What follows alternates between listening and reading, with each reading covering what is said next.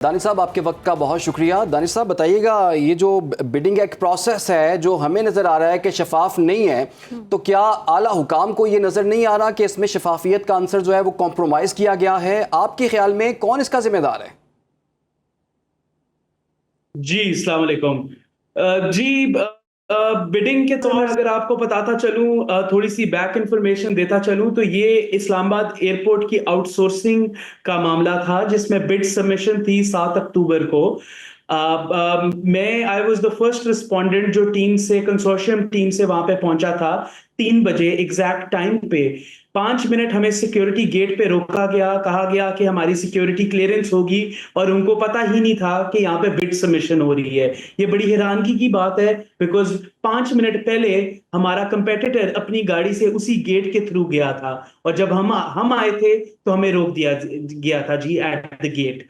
जैसे ही हम पहुंचे, हमारे पास इस पूरी बिड का एक ओरिजिनल टेक्निकल प्रपोजल, एक फाइनेंशियल प्रपोजल, साथ 4 कॉपियां करके हमें अंदर पहुंचाना था। तो हमारे पास बहुत ही बड़ा बक्सा था जो हमने सिविल एविएशन अथॉरिटी के सेक्रेटेरिएट में पहुंचाना था, जी। डीजी साहब के। तो वो पहुंचाते पहुंचाते जैसे ही हम पहुंचे जी कमेटी रूम में, तो हमें पता चला जी हमारी बिड एक्सेप्ट नहीं की जाएगी। ये तो बहुत बहुत ज्यादा ज्यादती की गई थी हमारे हमारे साथ from civil aviation authority.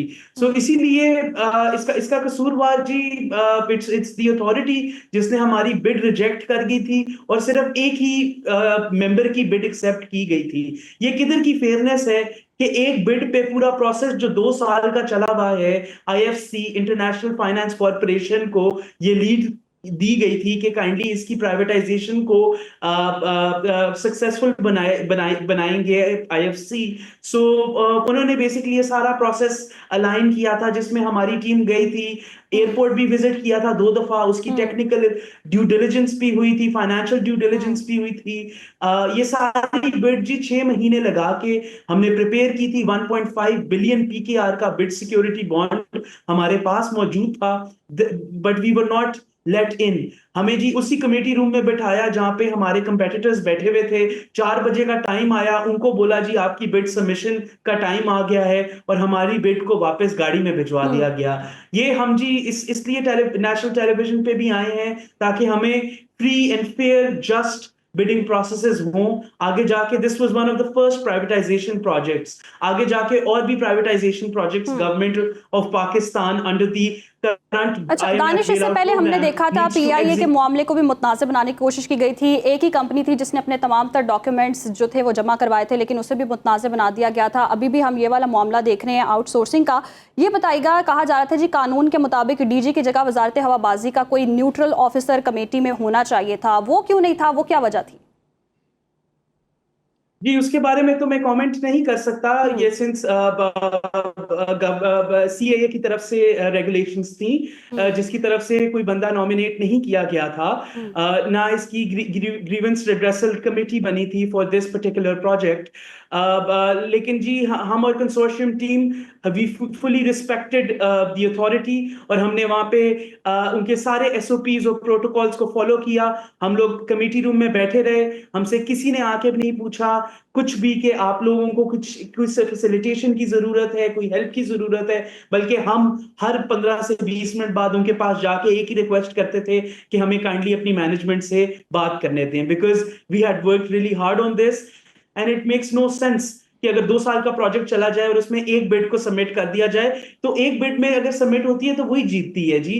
Having more competition is a friendly process जो हम चाहते थे, और जो फॉरेन इन्वेस्टर्स भी चाहते हैं, because this was a stepping stone. इसी से अगले all privatisation projects would be determined. अगर इसमें इतने बड़े फ्लॉज थे, सो आई रियली डाउट कि अगले privatisation projects would be successful, where the government of जी। Pakistan is expecting foreign investments to come into Pakistan. अच्छा दानिश, ये बताइएगा कि अब आपकी प्लानिंग क्या है, आपका लाहेअमल क्या है? क्या आप इस प्रोसेस को आप चैलेंज करेंगे, अदालतों में जाएंगे अब आप?